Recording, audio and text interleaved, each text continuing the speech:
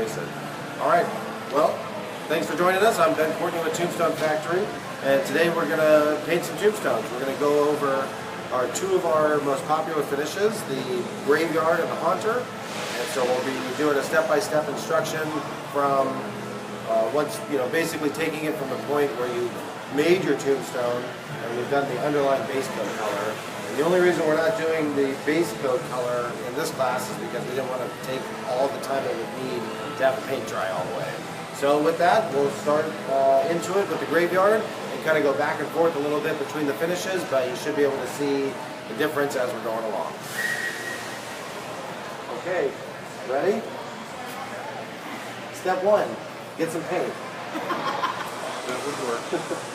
So we have, so basically we're layering the finishes, and we're layering paint to create different levels of texture and kind of a depth of character inside the paint, so that to make it look like actual stone.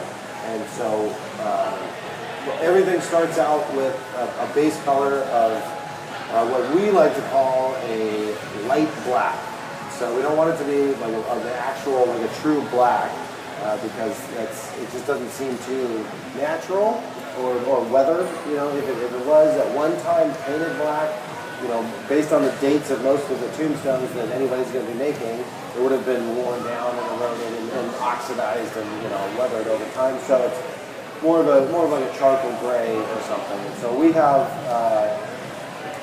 our like proprietary colors, of light black and dark white that we use for these, two colors you can't find in the store, but you can find a very close relative to those with like just a charcoal, the charcoal black, and then this, what we call the dark white is just a much lighter gray that you can use. And so the colors that we're going to use aren't necessarily the ones that you have to use.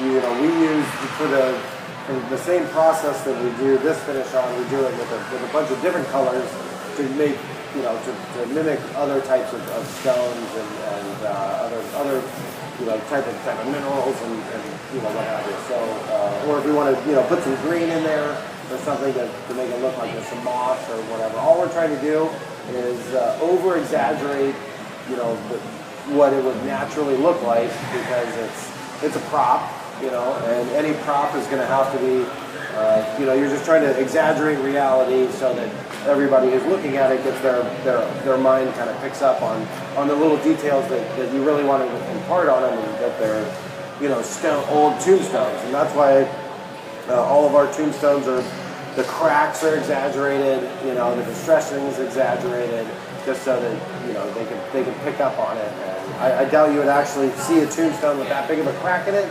In real life, it would probably be broken apart by then, but we will take it and go from there. So we have our base color. With our base done, we're going to start with the Graveyard finish, because this next step is going to take the longest to dry, and then we'll switch back over to the Haunter. So we'll take our dark white.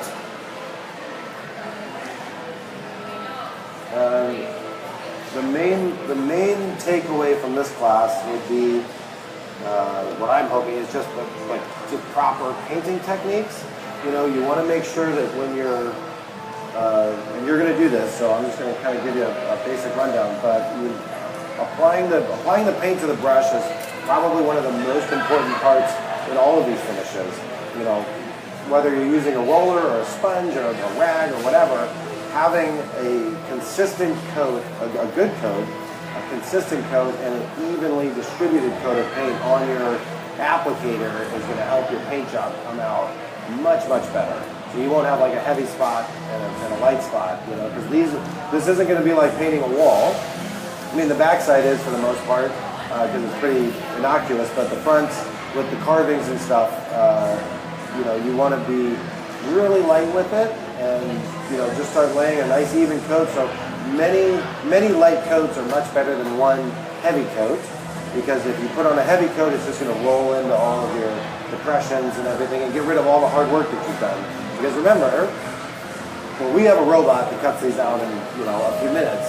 You have spent an entire weekend carving and cutting and planning and measuring and doing all that. So to kind of ruin all that hard work with the paint job is a real upset.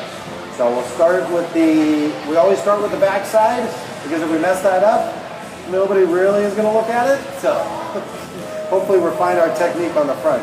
So roll the paint in your pan, and we'll spend a good amount of time actually distributing the paint around the roller just to get it a nice even coat, but make sure that your roller is well saturated with paint, but you don't want it globby on there. You want a special low nap roller, or yeah. So that's a good point, and I meant to say something about that.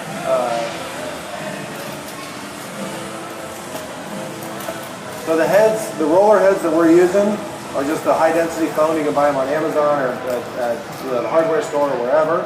But it's a stiffer, foam. It's a finishing brush. Yeah. Okay. Like those little sponge things. Yeah. But it's just a nice sponge roller, and it'll give you a good even coat.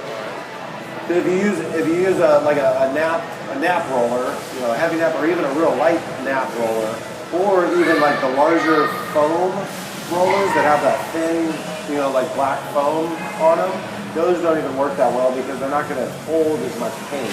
Those are really good if you're applying a low viscosity, like stain or a real low viscosity paint. Those work well for that. But these, because they're solid foam, they can hold a good amount of paint and then apply a good amount of paint.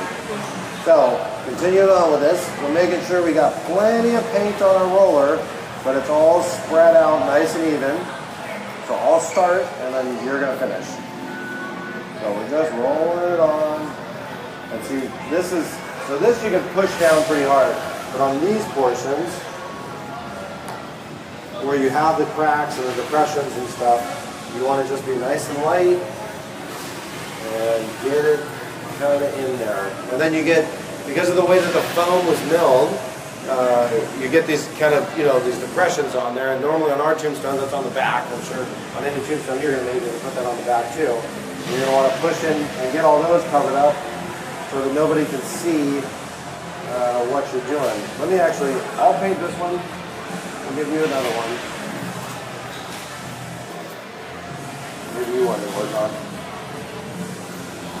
So I'll keep my tombstones over here. I'll put a little bit more paint in this. That's just regular latex, is it? Regular latex paint exterior. We use just a regular exterior flat latex paint. Okay. Everything, the foam doesn't care if it's outside at all.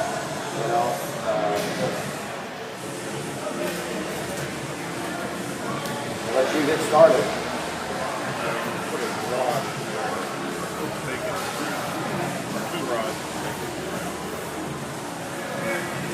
And so any portion of the tombstone that you don't want people to immediately notice, like milling marks or punctures or protrusions that aren't part of what you want them to see, you just kind of fill it in with the paint, because with these rollers, anything that's below the average level is going to remain that last layer that you painted. Now in this case, our dark or light black. And we'll roll it in. We'll get used to the roller on the back side.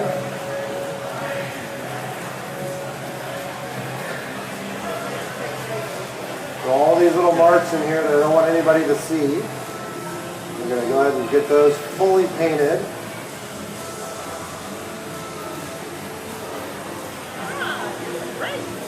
So we're putting a nice, even, consistent coat on both faces, but on the edges, because it's an edge and it's supposed to be a little gnarlier, we're just kind of rolling it lightly, not pushing down very much, so that you get all the detail in there. Because our edges would crack and distress all the edges, and so we want to be able to see that detail so that it's going to look a little bit more natural, rather than cut foam. So we go through and just barely kind of push down, not a lot of paint on your brush for the edges. And then, you know, because of the contrast in the colors, this coat's going to pick up all of your detail as long as you don't bury it. No pun intended. Yeah. Well, you don't want to bury, we'll stick them in the ground. Yeah, right. A real line. Just a quick roll. I really like your stones. They look really good. Thank you. So I always hold it up. Okay, so when you're going into the crack, when you're going in here, don't try and push the paint in there. We'll go back and dry brush inside there, so just roll over nice and light. There you go. Perfect. All right. And don't worry about getting it into these little edging, the corners, because if it was actually in a graveyard, this would be the spot where water would gather the most, so it probably has the most dirt and will be black anyways. So.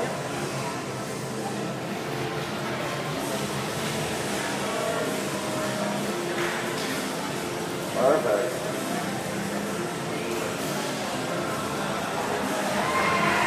I'm going to put this down. We'll let this side dry while we move over to the haunter stage 1. Perfect. Now we'll let that dry.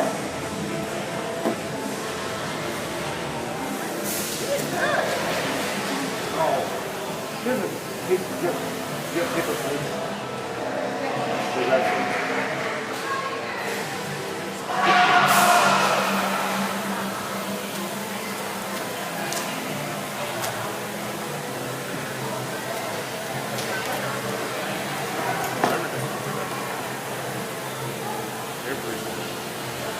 Alright, haunter. So the tools of the trade on this, we're going to be using sponges, natural sea sponges, and paper towels. Excuse me.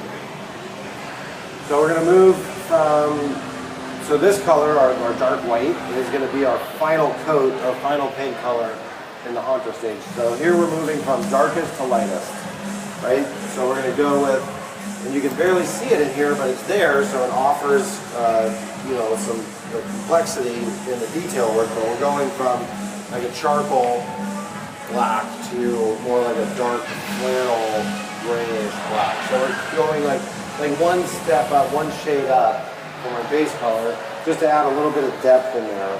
So when you look at this finish, you should be able to see all the colors that you're going to put on it in any 1-inch square. It's just varying densities of those colors that's going to create the contrast and create the kind of the organic formation that we're trying to achieve. So,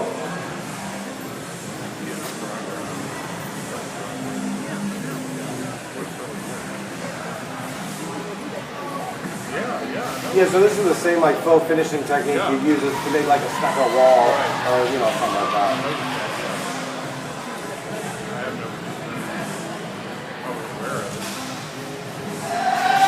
So I'm going to give you two. So again, just like the foam, what we're going to want to do is, and these are a little wet.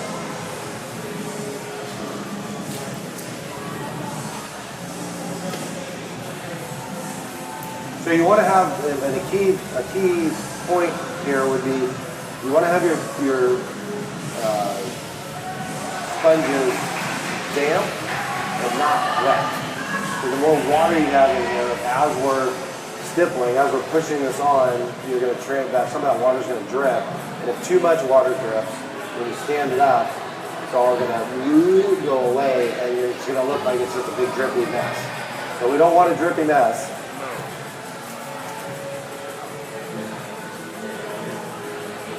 You want them to just be kind of damp like this, so that they have some elasticity to them, but they don't. So they're not going to be super hard. What we're trying to do is make them soft enough to where when we push down, it's going to give a good print, but it's not going to be so stiff that we're only going to get like one little point, you know. And so, as with the foam roller, we want to apply the paint here, but then move it around and get a good even coat on this surface. because the pattern is going to be created by the surface of the foam of the whatever this is, the sponge, rather than the amount of paint you have at any one spot. So we typically put a good amount on, right, and then push it around. Make sure we spread it everywhere. Disperse it around. There you go. That's a good word. And then just start putting it on. And then you want to rotate your wrist, and you want to go down, up, rotate, down. You don't want to rotate on the foam, because then you're just creating swirl marks, you know. So you want to just keep going around and around and around and around. And you can probably just use this foam brush, because this one's working pretty well. So once I'm done with it, I'll give you this one. And you want to create pretty complete coverage on this layer, because we're trying to, you know, A, cover up all the inconsistencies in our last paint job, like this little spot. We'll put some on there.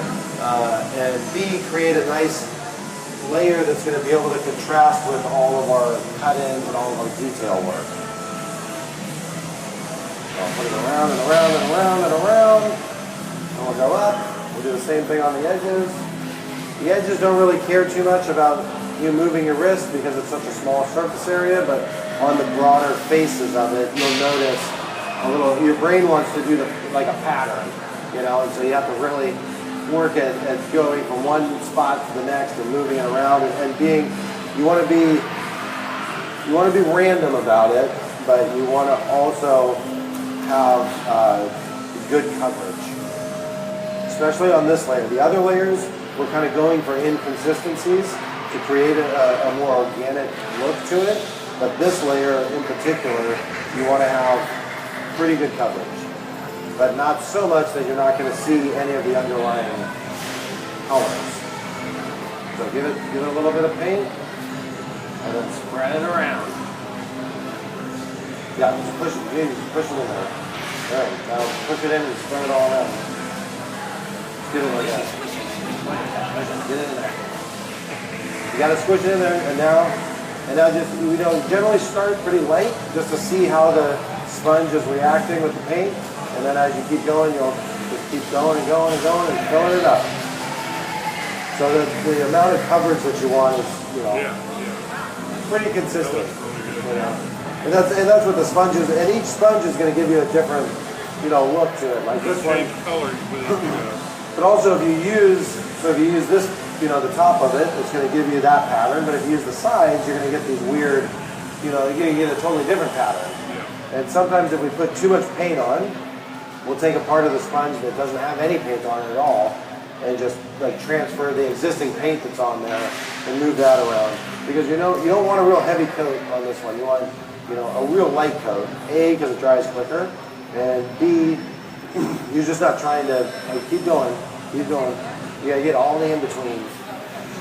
So like I said, like in any square inch area, you're gonna have pretty complete coverage of this one.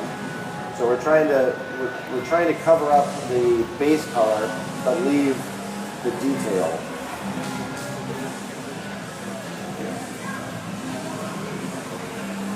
Yeah, keep going.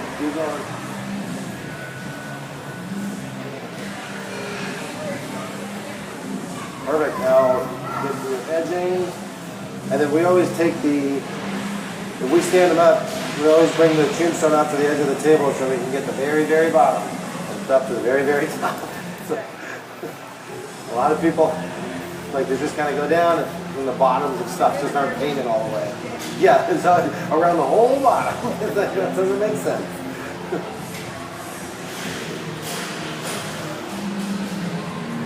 But we never paint the actual bottoms because nobody's going to see it. And we don't distress the actual bottoms either because it should be nice and clean so you can, the grass or dirt or whatever. How do you recommend mounting 2 rods? Or? Yeah, so we pre-drill 2 holes in all the ones that you're going to get, and then we use, in my yard in particular, we use rebar just because we have real hard soil. So we'll do a 3/8 hole. We drill a 3/8 hole 5 inches in, and then then we'll use either a 3/8 stick of rebar or a 1/2-inch wood dowel. So it's a real tight, snug fit. And then you just suck them right on there. We don't line them with PVC pipe or anything like that because we're using a much denser foam. And you can feel, give it a squeeze. You go ahead and squeeze it. Yeah, it's a dense foam. Perfect. So now we'll let this dry for a minute.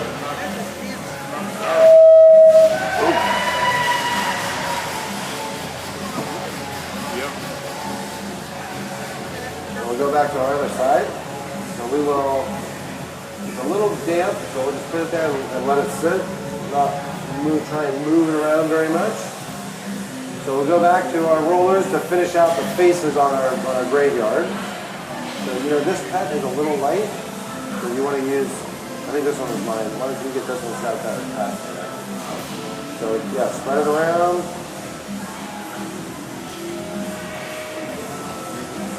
And start in an area that you can mess up. Well, that's nice. And then It's we'll... not really hard to do. Yeah, it's right.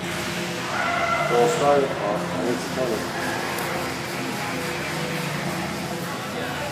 There you go. And be light about it because you don't want to push the paint into it, into any of your recesses.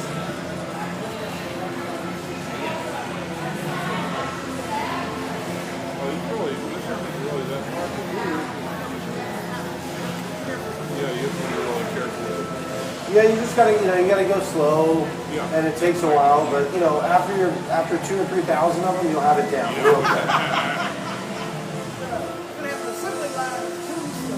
Well, I mean, yeah, in our shop, I mean that's what we do. But we'll stack up, either probably 100, depending on the time of the year, 100 to 200 of them a day, and we're processing and painting and cracking,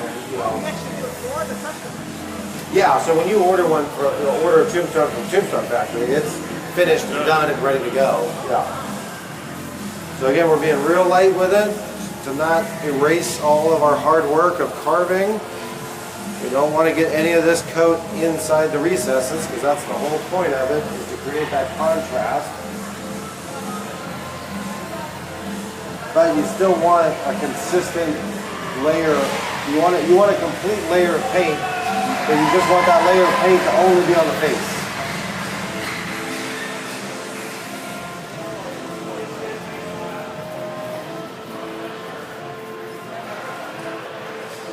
And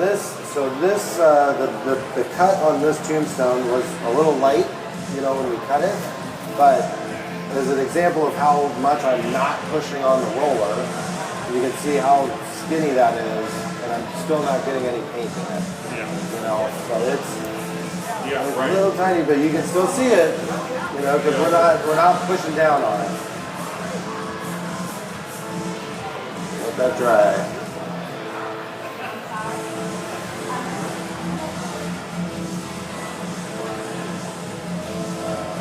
I think we're done at 2:30 or 2. We'll be done before that. All right, how's it looking? What? For what? I went to Subway yesterday. Okay. I just drove down the street. Awesome. So you kept everything. Yep. So just go and touch up all that stuff that you don't want people to see.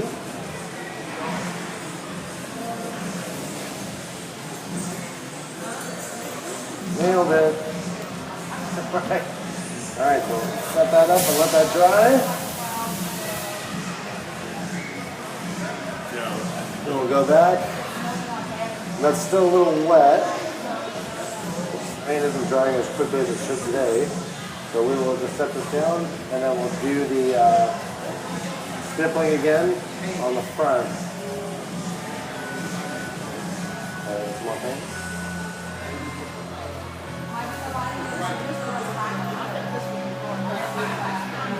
This is, we used to do them every layer with paper towels. We kind of crumple up a paper towel and do it, and that took a while. But with the sponges, because you can get such a big applicator on it, you can and the sponge makes it a lot easier because it's a big applicator, and the really great part about all of this is that it's just paint. So if you really hate it, you can just start over with black. You know? If you start over too much, you'll bury everything underneath, but you can still just start over. And so for the base color, one thing I will note is that with this XPS foam, you know, the extruded polystyrene. So this is, so just talking about, you know, making your tombstones, we use the pink or the blue foam, you know, the 2 inches thick, instead of the white pill foam. That's the expanded polystyrene, the EPS. So this is XPS, extruded polystyrene. Same product, different manufacturing that gives it a completely different, you know, different properties. So this has a homogeneous, you know, cell structure. So there isn't any,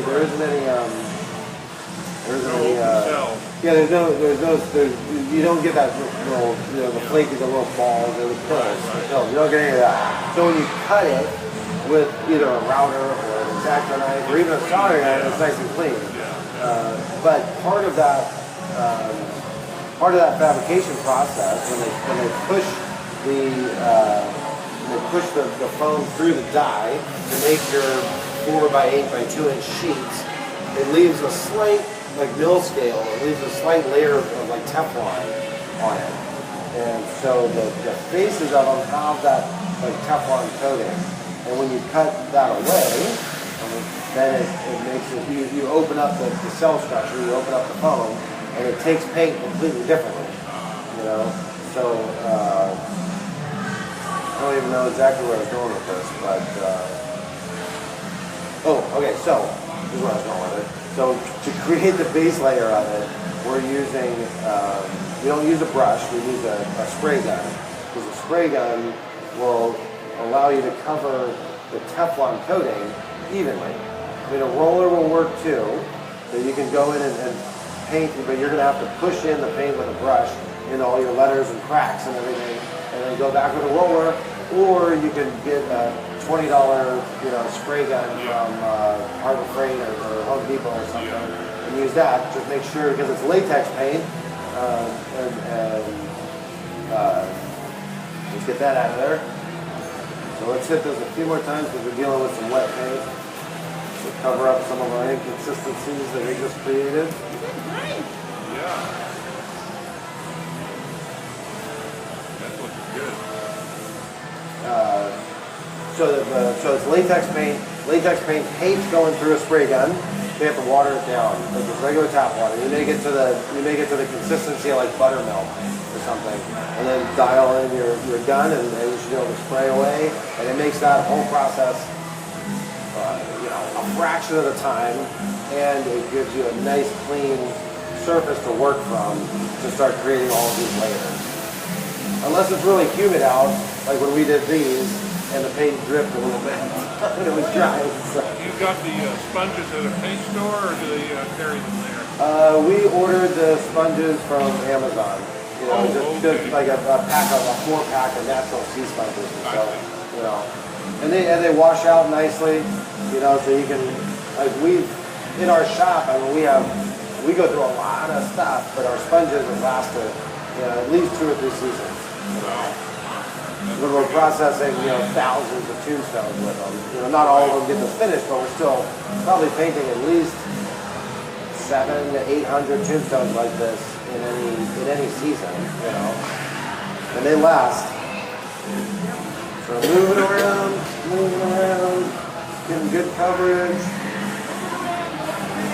Moving around, putting it down.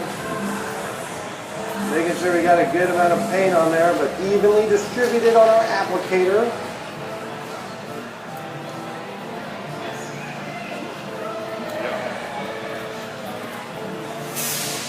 And if you're going to work at the factory this season, this shouldn't take you any longer than 40 to 42 seconds.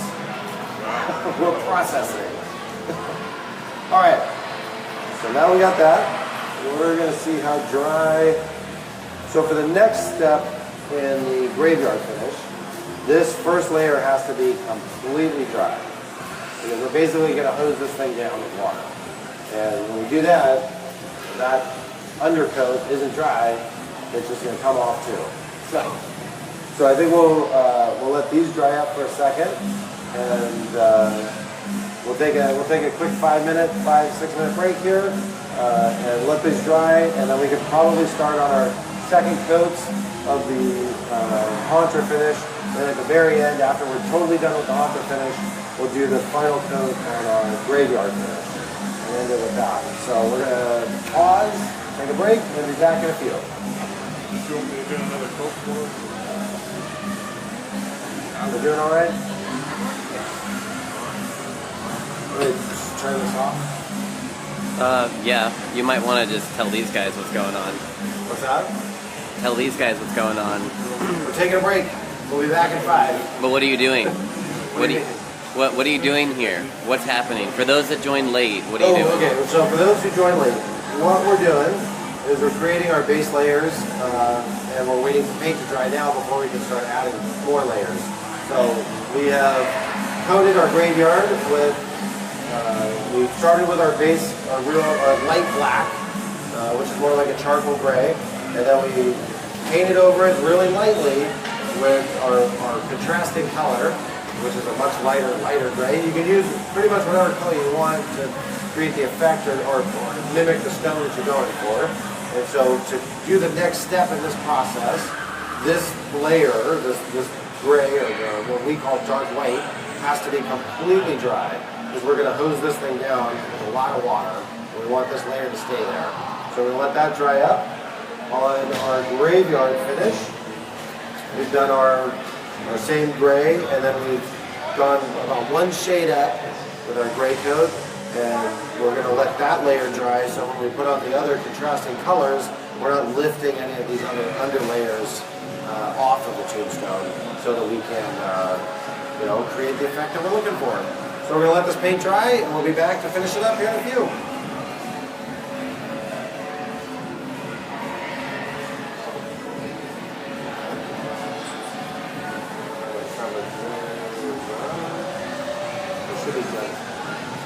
I don't know.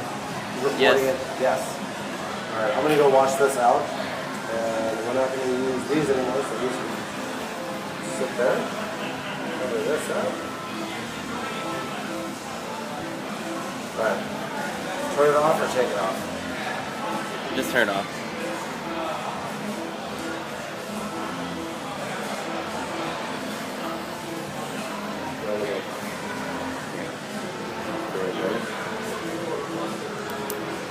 Oh, that's right.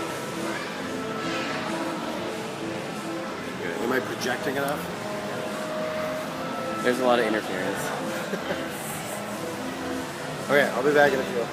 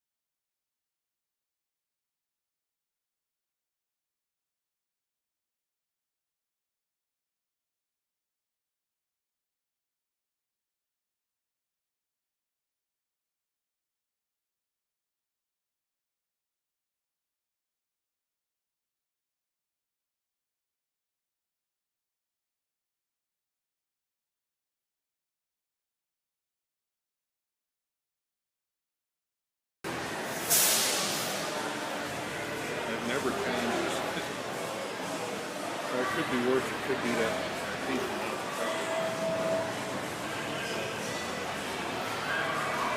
Better? Mm-hmm.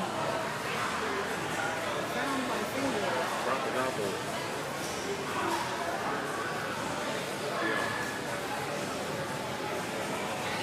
Oh, my fucking finger.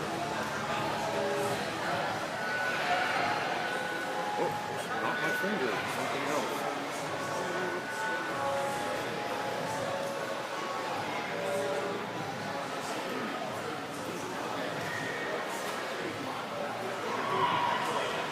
I know it's my finger that I found it. Oh, God. It's good. Oh, you got it closer up there. No, I just zoomed in on it. Y'all got really good smiles on your face. Yeah, we look like we're brothers or something. The way our hair A is. few more minutes. Still drying. You guys learning anything? Am I doing okay? Oh, you're Yeah, great. your handout is amazing. I was looking through the other finishes that you cover in there. Well, it's these two finishes. Well, you said you show some aging in here that where is I came across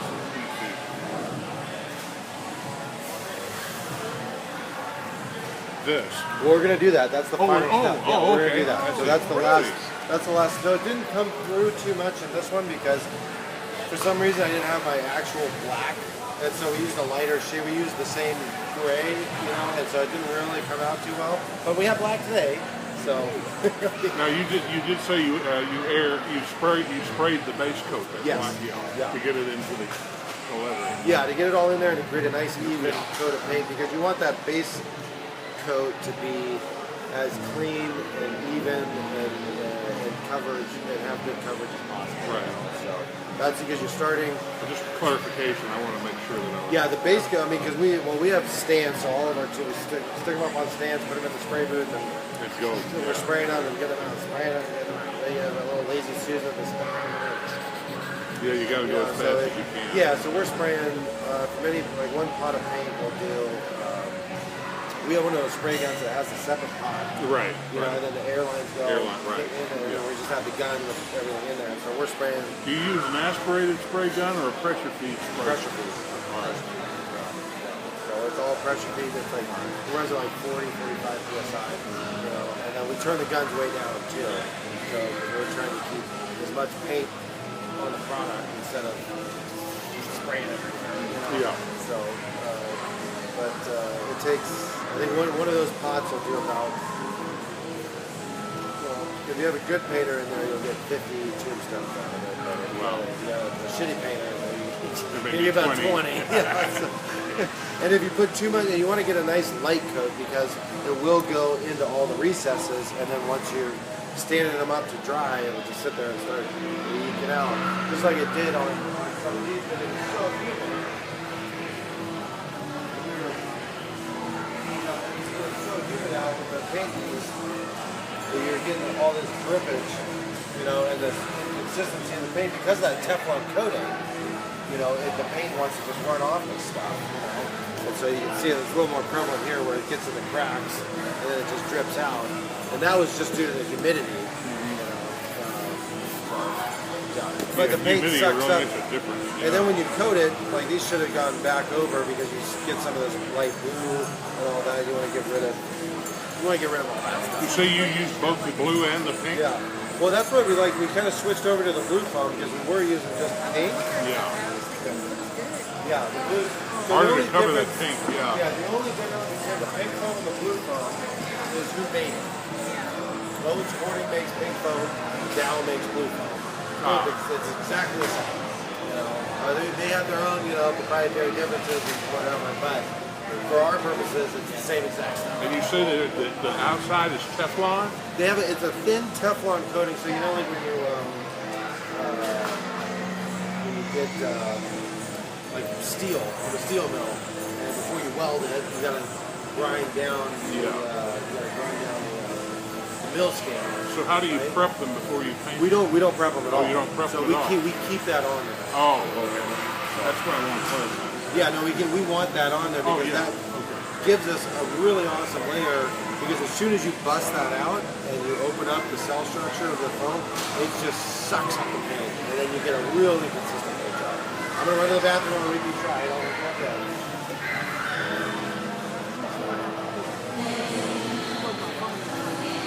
There's a power strip on the floor over there. Here.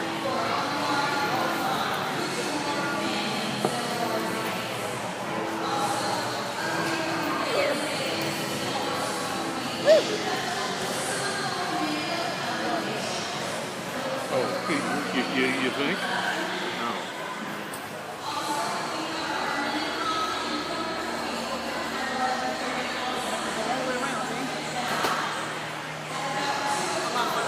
Well, you might find a more convenient place. Doing good.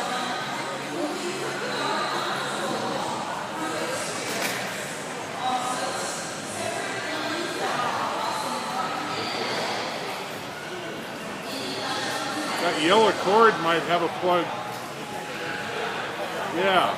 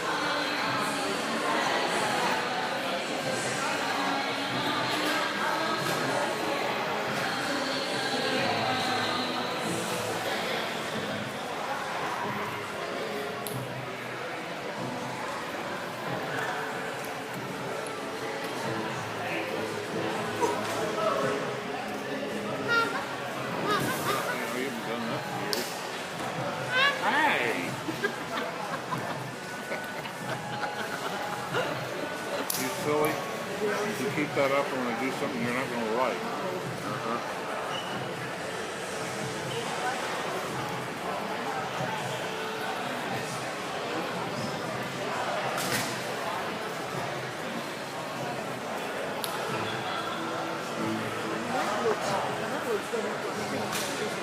It is paint. It's that orange, the gold. The gold. No, it's paint. He's going to do that next. That's all it's going to need is actually he does I think a third lighter color, 3 colors on there: the light gray, then the off-white, and the gold. Dark gray, light gray, and then you got the gold. I want to know which one he does last. I think it's the gold. Hard to tell. Well, from what I'm seeing, the gold is over the white. Unless I'm blind. You're right.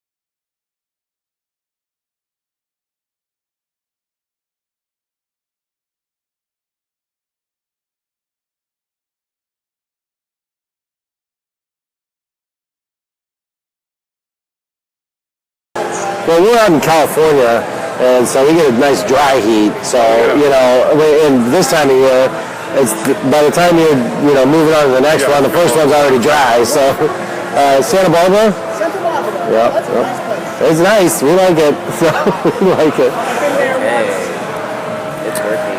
All right, we're good to go.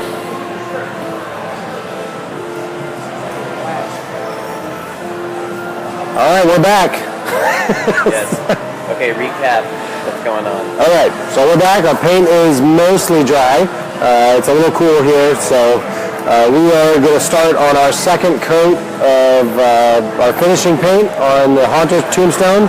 So we've laid in our base color, our really dark gray or light black, and then we've run one shade up, put our base layer of finish on there, and now we're going to go to our first contrast color, which is going to be kind of a tannish.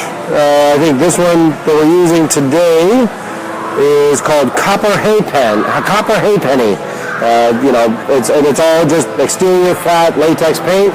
This particular one is an eggshell finish, and I think that adds a little, you get a little bit of sheen on it. So if it hits the light just right, you can see that there's, some shiny and some not so much. So we're using, again, different applicators to create different textures, different finishes in the paint to create different textures, and layering all that together to create a varied palette on the stone to make it as organic and natural as possible. So just like we did the first finish layer with the sponge, we're going to do the second layer with the sponge, but we're going to be a little bit less concerning about our coverage. We want to have coverage, but we want coverage to be very splotchy. So we're going to have heavier spots and lighter spots, but you're still going to want to be able to look at every inch area and see it. So we're going to go, we'll get some new ones.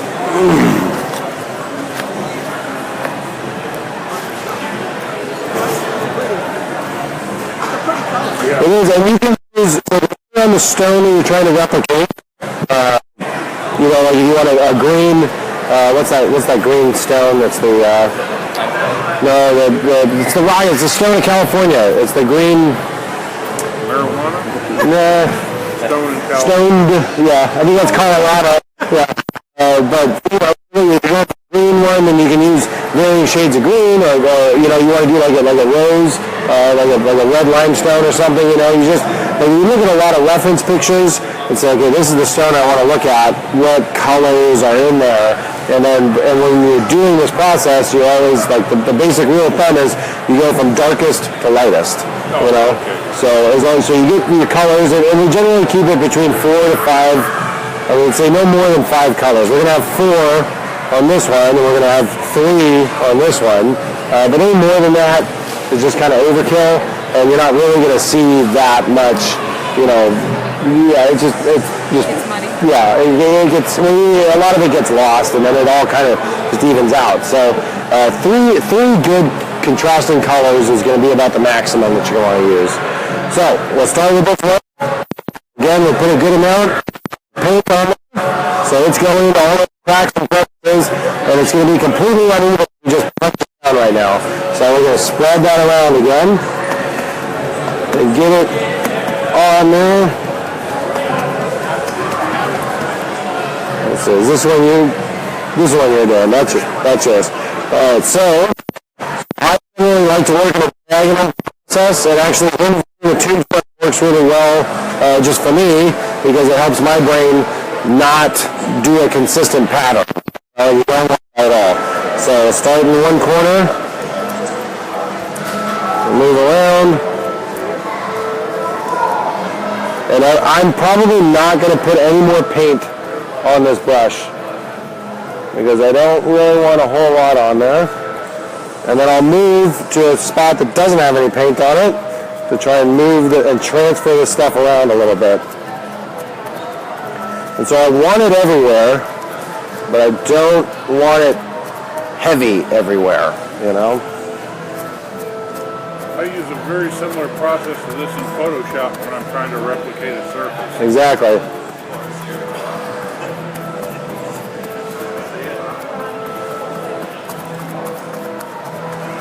And so we're just kind of filling in all the in-betweens. We put down our heavy coat.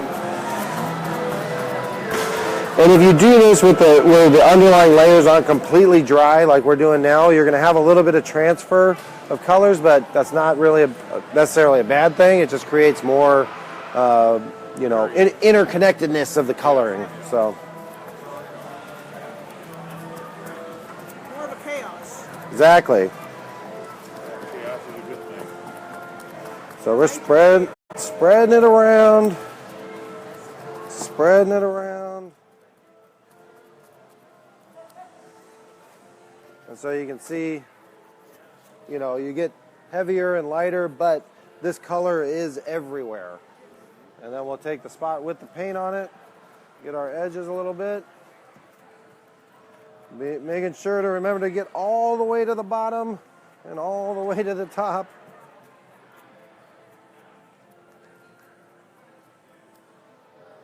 There you go.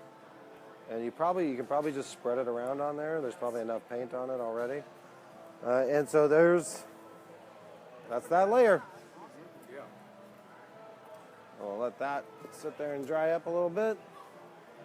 While we watch this unfold. It's so remarkable how close you can get to these and they still look real. Yeah, yeah. Well, that's the whole point. You're trying to, you know, you want them to have enough contrast and an exaggeration of the features so that you pick up on it and you know exactly what it says, what's written on it, and all the detail from a distance. But also, if somebody does get close and look at it, you know, it still holds up. You know. Yes, sir. Marcus wants to know what type of paint you're using. We are using, what's that? Hi, Marcus. We are using just a regular latex, you know, household paint. We get exterior grade flat for our base coats, and then for some of these, for this in-between coat, we're using an eggshell finish, just so we get a little bit of a sheen in between our flat layers. So this particular one is just a Home Depot sampler. And it is copper haypenny eggshell finish. And so, but all the paints that we're using, they're all just like the regular paint you put on the side of your house, because everything's all right. So you're pretty good right there. I would most likely just kind of finish it out a little bit. We don't want to overcook it. All right, now just go and get your edges.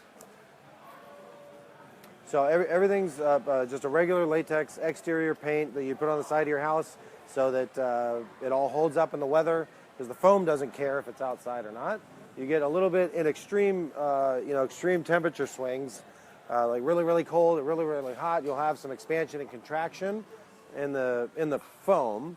And so that's another reason we use the latex paint, because it has a certain amount of elasticity to it. So when you get that, your paint's not going to crack, you know. So a lot of times people, you know, want us to finish them with some type of protective coating. And I say, well, that's, you know, it's not really necessary. And any protective coating you're going to put on there is going to be really hard and brittle when it dries, even though it's really thin. And so that's going to crack before the latex paint cracks when we get expansion and contraction. So if you're leaving these out, these are all designed to be left out from, you know, middle of September all the way through October, you know, and you're going to get really, really hot days, and you might get some really, really cold days that time of year, depending on where you are. So, all right, we'll lay that down, let that dry a little bit. Looking beautiful. So we'll just let this dry for a second, just so it kind of sets up, and then we'll flip it over and do the other side. And then, because we're really applying a minimal amount of paint here, and because it's such a contrasting color, you really don't have to put a lot on.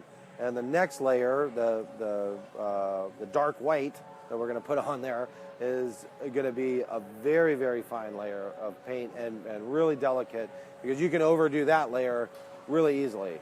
And you know, that one's going to take a little bit, but we'll use a so we're going to switch up our applicator method on the last layer to get a different texture. So we'll use just some rags. You know, you can use shop rags or just a heavier duty paper towel, basically. And then we kind of ball that up and we'll apply it on there just so we get a different texture.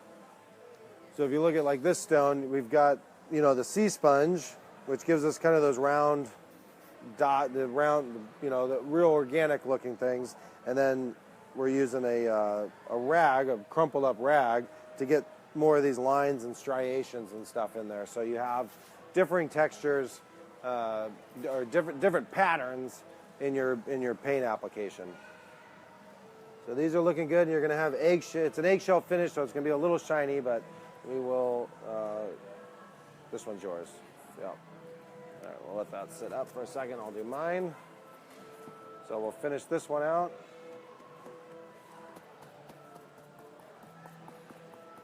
And again, working in a diagonal pattern just to kind of help create that organic, you know, formation in there. Because most of the time people want to, you know, you want to start from the corner and work your way up, work your way down, work your way up, or do some type of actual pattern to it where we don't want that at all.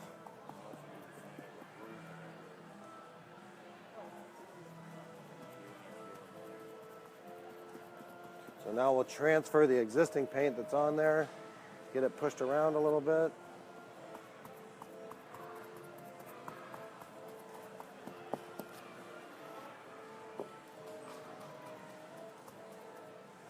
And I think we kind of messed up because we didn't start on the back side first.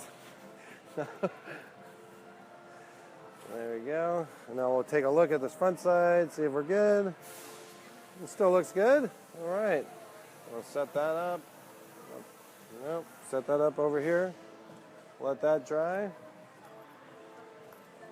There you go. Yeah, orient your tombstone in a non-standard way. We're gonna have to vanish. I gotta eat before my lecture, so. Okay. But I get what's going on. I'm pretty. Well, once these dry, I mean, we're gonna. These are looking good. We can actually let these set up and do the dripping real quick if you want to see that. Yeah. If you want to stick around, yeah. all right. So she'll finish up that. Let me get the drip thing going. Oh no! Is that Philip's fault? No, totally wasn't. Actually, Well, that's the influence there. Okay, so let's get this stuff out of here.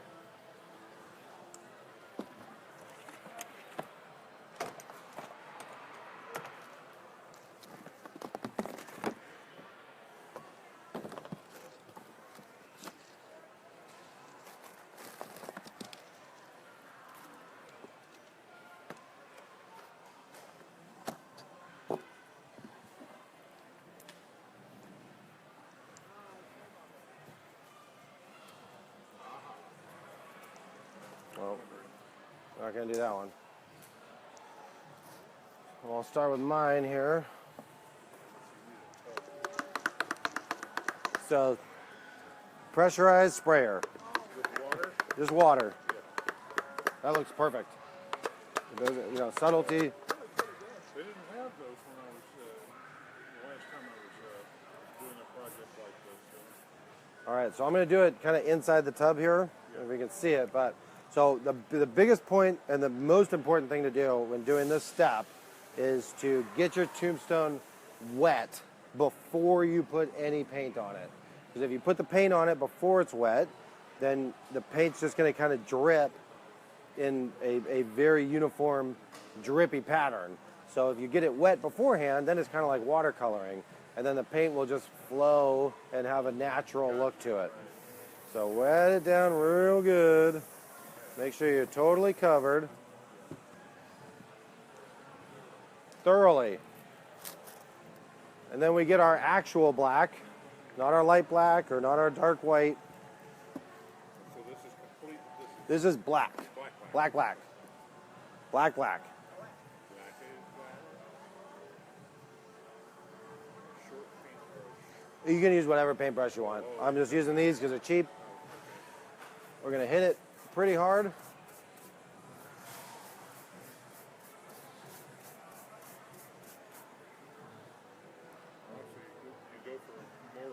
Well, so when this dries, it's going to dry a lot lighter than it looks right now. But here's where the magic happens. And then you kind of get rid of your brush strokes as you're going. You can add some in the bottom.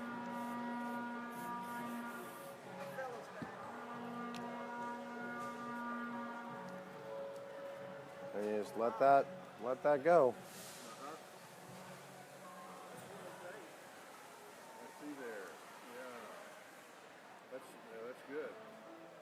So And that's it. Yeah, and that's it, really. That's it. Wow. You're done. You're done. But you have to get the whatever you're painting, whether you're doing this on a wall or whatever it is you're painting, you're going to try and do this dripping.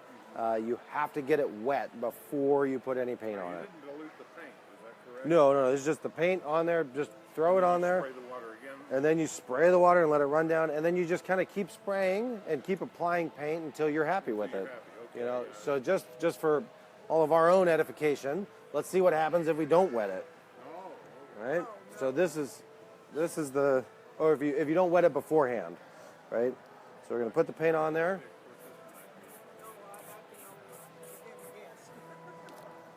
And then we try and wet it. And we get that. And that's not what you want. So you have to really wet it down. And we'll get rid of. Yeah, it leaches through.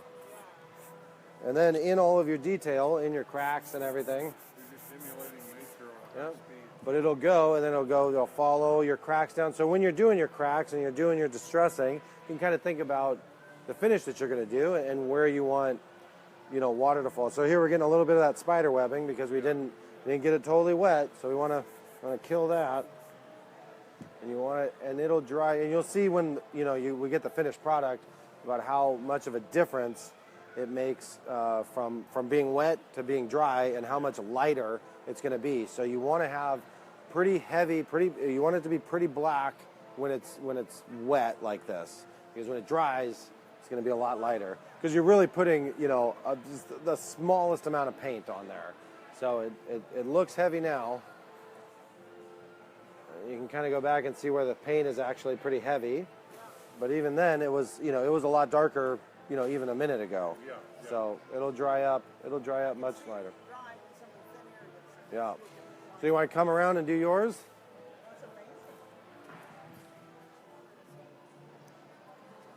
Well, thank you. Thank you. Have a good one. Here.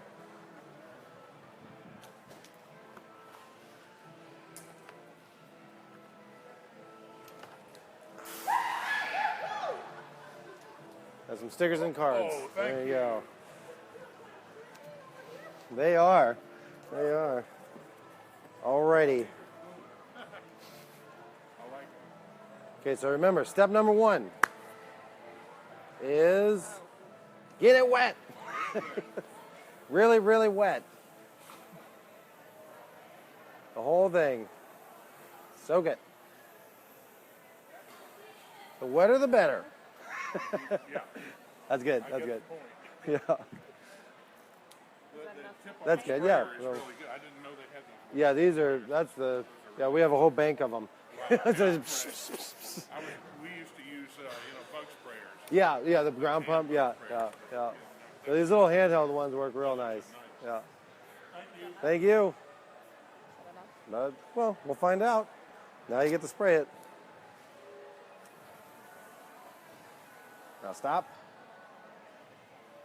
You just want to put enough water on there to activate the dripping of what you did. Gotcha. So now you got some brush marks and stuff in there, so we can kind of scrape the brush up here and get some in there. And just hit it a little bit. Yeah, hit this spot a little bit. I'll let it go.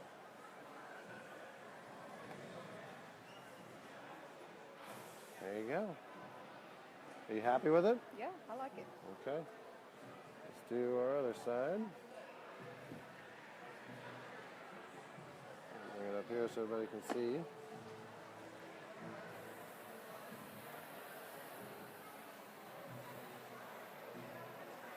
Does it really matter if the bottom is super wet or?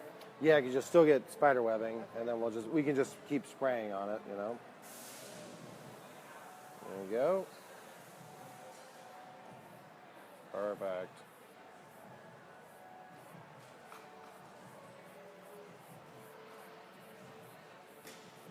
All right. So if you're gonna scrape, because if you scrape this way, Yeah. you're leaving a bunch of paint up top there, Oh, okay. right? So if you scrape this way, the paint will come off on this face, so it'll drip down, right?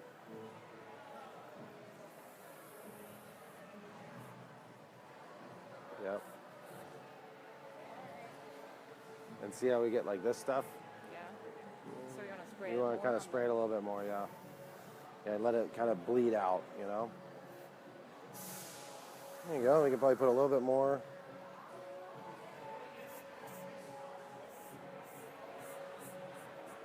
And give it a little spray. Yep, yep. Let it do its thing. Boom.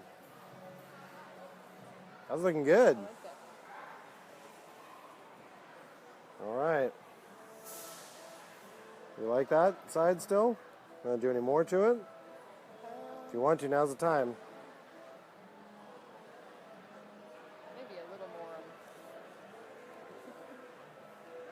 more. All right, so because it's wet already, so we want to be.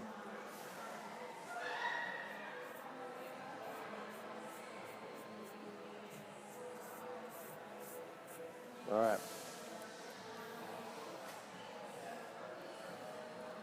And I hit it like right in here on the B.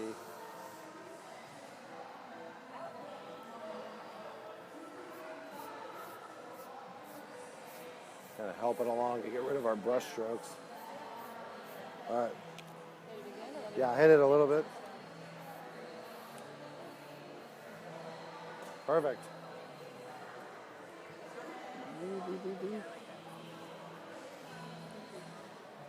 Now let's put this on a plastic piece.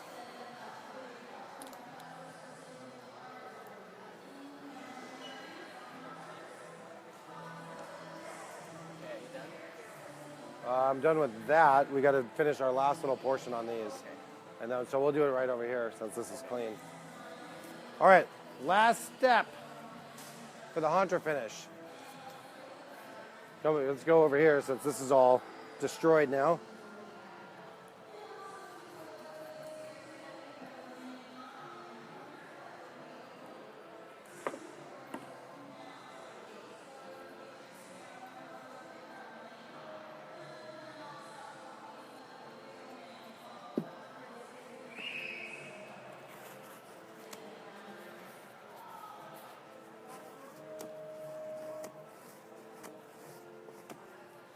Alrighty. You ready? All right. Come on in. Come on in close, Philip. Okay, so we're gonna do our final step on the haunter finish, which is gonna be our dark white, and basically it's our highlight color. So we're gonna be putting this on to highlight all of our detail that we put into it, and also do the final kind of coloring to make these things look the way we want them to look.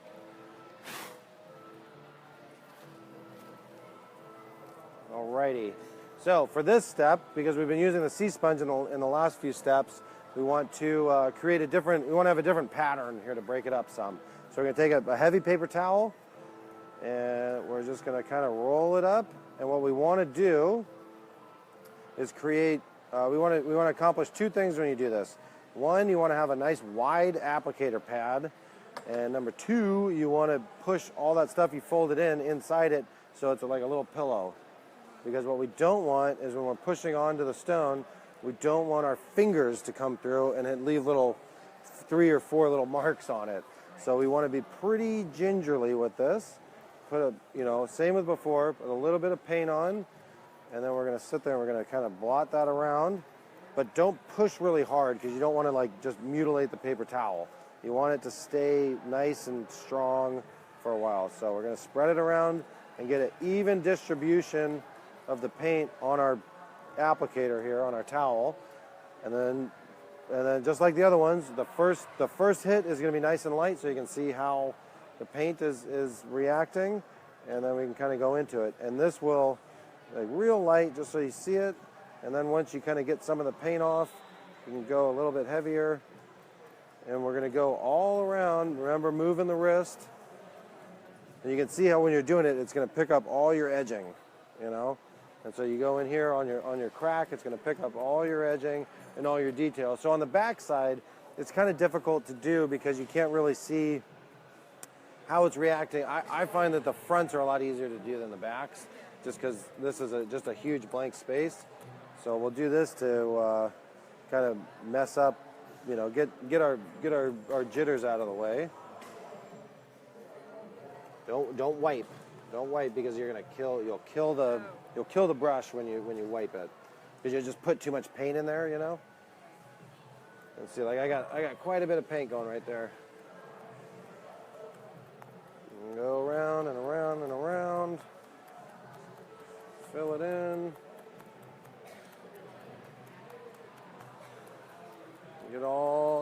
Get coverage, just like every other coat. You want to be able to look at any 1-inch square and see all the colors. And you just want this one to be pretty light. You come in, get those edges. You can probably get a little bit more paint on there. And you want, when you're pushing, like I always kind of relax my fingers so that I'm pushing more with my knuckles. And my fingertips are just kind of holding it, but the actual pressure down is pushed across a greater surface area.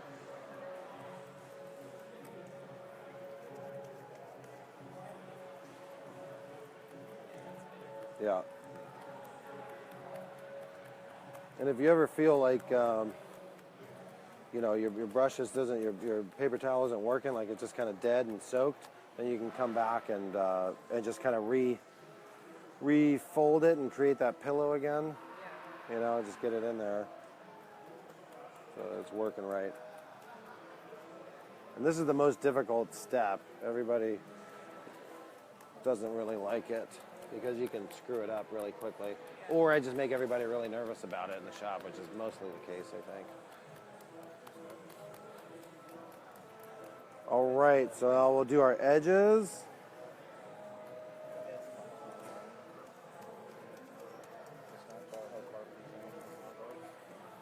And the edges again, all the way to the bottom. And you can see on the edges where you actually have some detail, where it's picking up, it'll start picking up your, you know, all that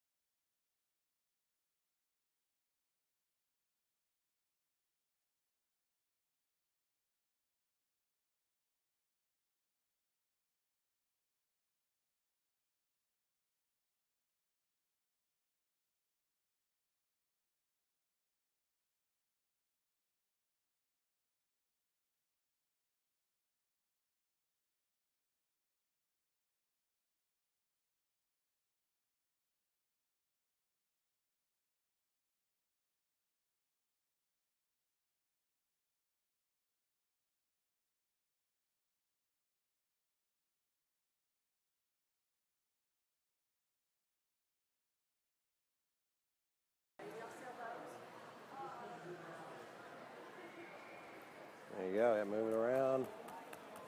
Let's fill in all the in-betweens. And what we don't want to do on this coat is you definitely don't want to do too much. Too much of this coat and it's just not going to look right at all. Don't wipe, don't wipe. I know, don't. You just have to kind of rough it up a little bit, you know.